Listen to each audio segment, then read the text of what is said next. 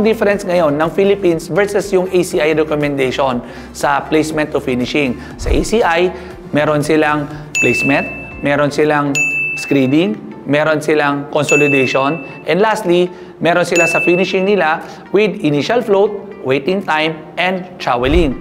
Unlike naman dito sa atin, sa Pilipinas, so we do the placement, we do the screening, but sometimes we do not do the consolidation because we don't use roller tampering.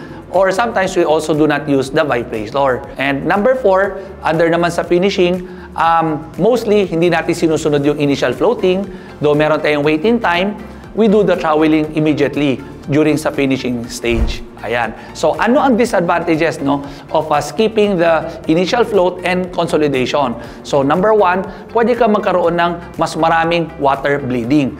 And pangalawa, mas matagal din ang waiting time mo sa water bleeding. Dahil hindi na compact yung mga aggregates, at the same time, hindi natin na ipalabas ng tama ang cement cream or cement paste, which results into a weaker concrete na nakikita nyo ngayon in the form of dusting, scaling, crazing, or even spalling.